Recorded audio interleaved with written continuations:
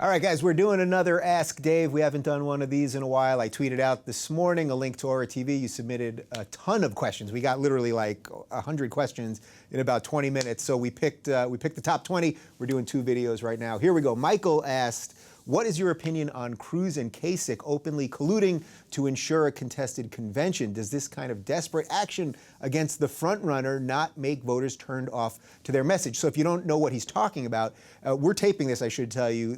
Today is Monday, so Super Tuesday is tomorrow. And what they're doing, basically, Cruz and Kasich, is they're saying to their constituents, basically, vote for this guy here, because they're just trying to stop Trump from getting to that 1237 in the delegate count. It's pretty depressing. Look, I'm not for any of these guys. I think you guys know that already, right? I don't like pretty much anyone running at the moment. But what they're doing, it's the most it's everything that people hate about politics. Like, literally, Kasich and Cruz cannot win mathematically, so they're hoping for the contested convention. And they're literally just trying to coordinate how do we stop Trump so that ultimately the party leaders can select a nominee. So it's just sort of depressing. And sadly, this is just where we're at. And I have a feeling it's not even going to work anyway. At Ellen, Dean May asked, hey, Dave, what do you think of the effects of the migrations into European countries? And why do you think the left is pushing to let them into the U.S.? So we've talked about this a bunch on this show. And one of the reasons I've talked about it is because pretty much nobody in American media is talking about it. I guarantee you, or I'll pretty close to guarantee you, that if you turn on the big 3 cable news channels today, you're going to see virtually nothing about the immigration situation in Europe, and eventually it's going to make its way over here. I would say this. I would always err on the side of immigrants because we are a nation of immigrants, right? Everyone that lives in this country, your ancestors were immigrants, unless you are Native American or your ancestors were brought here as slaves. So I would always err on the side of helping people because people want to come here for a better life, and America is still pretty good at doing that. That said, we have to have an honest debate about it. How many people can we take in? How can we vet these people properly? How do we make sure that terrorists and people that want to do bad things are not involved in them, and things like that? We're not very good at having real, honest debates here. That's why I do the show the way I do. And I hope that more people will wake up to this so that when more people start coming here, which they probably will, we'll have an honest discussion about it. M. Salmonfink says, when's Joe Rogan going to be on your show? Joe is incredibly busy. We've been going back and forth. We're going to make it happen. There's no doubt it's going to happen. I'm going to go back on his show. Joe has been great to me, and actually one of the reasons that this show has blown up the way it has is because by going on Joe's show and him promoting me on Twitter and stuff, he helped me find the audience that I was always looking for. So yes, we will get him in here. I don't know if I'm going to do 3 hours with him like he does on his show, but it will happen. Sean asks, do you plan to expand your repertoire beyond just politics interviews? Yeah, I would love to. I think we do. Everything's sort of political one way or another, even if you try to get away from politics. So we did a show on marijuana. I mean, that's not necessarily political, but everything sort of comes back to politics. But yeah, I want to do more on comedy. I would love to talk more about sports and science fiction and artificial intelligence and all kinds of stuff. We're sort of stuck. We're in a weird time right now because it's an election year and everyone's so polarized and crazed. So yeah, I'm going to try to bounce back and forth and also do more of the big idea stuff, just the philosophical tenets of freedom and freedom of speech and all that good stuff. Okay. Lohade said, in your opinion, how should classic liberals stand up to the regressive left to break away from liberal being considered an insult? All right, so that's a great question, and it gets to the heart of a lot of what we do here, right? So first off, liberal being an insult, I think, is interesting. I remember I was 12 years old, right, when I was sort of getting into politics. 1988, Michael Dukakis was running against George H.W. Bush, and we were doing like a fake election in my class, and I remember George H.W. Bush called Dukakis a liberal, and Dukakis, who was a Democrat, was like, I'm no liberal. And I remember thinking, what? That's so shitty. Like, being a liberal is good. It means that you're for helping people. It means that you want people to achieve the most they can and all that stuff. But yes, liberalism, and especially classic liberalism, has been hijacked by the progressives, or as we do call them here, the regressives. So I think the best thing that you can do, and I tweeted out a piece from Bertrand Russell this morning, a great quote on this. The best thing you can do is be willing to debate ideas. I mean, that's what you guys email me about all the time, that you're trying to take some of these ideas into your own life and talk to people about it. And it sucks because all the time I get email. You guys say I'm losing friends, or this one says this about me, or they say I'm bigot or racist. But you know what? If you're not, then don't be afraid of what people would say about you. I Am Truth 96 says, how much wood could a woodchuck chuck if a woodchuck checked his wood chucking privilege?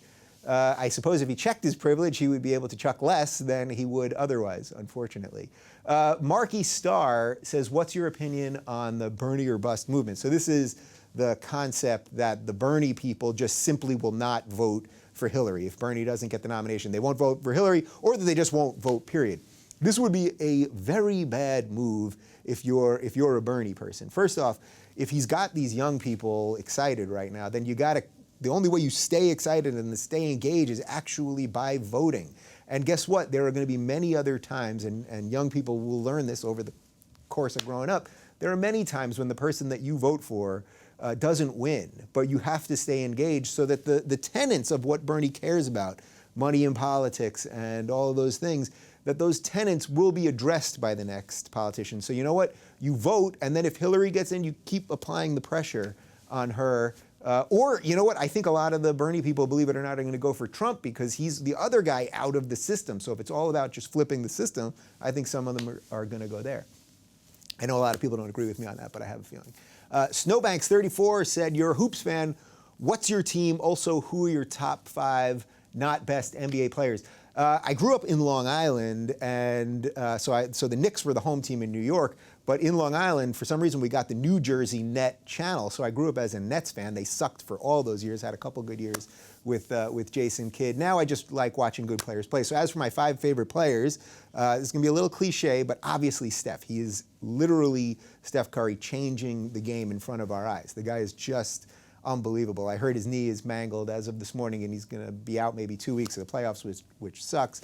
But he's changing the game, which is amazing. And then the 4 other guys I'm going to mention, these are really boring, but the Spurs starters, Tim Duncan, who the other day didn't even hit a shot for the first time in something like 260 playoff games. But watching that guy, he's like 97 years old, and he's good, and he plays right, and just plays with just passion and decency. And Tony Parker, who's so old too for a point guard, but still does it.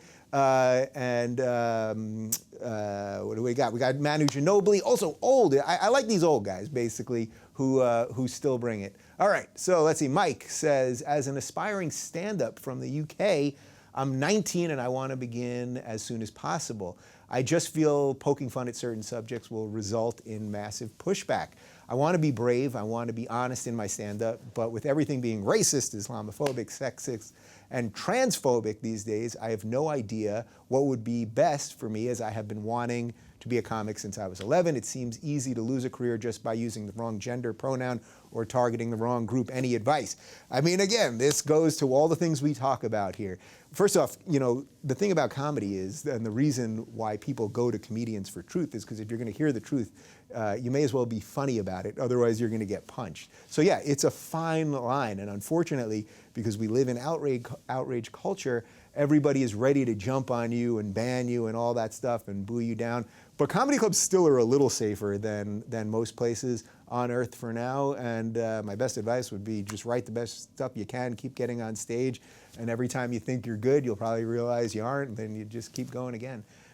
Frederick asks, are you planning on interviewing anyone from Sweden? Since Sweden is at the height of regressiveness, I'm sure you and your audience would like to hear what's going on. So I think I've mentioned this before. Probably out of every other country, out of probably Canada and the UK and the United States, Sweden is where we get the most mail from.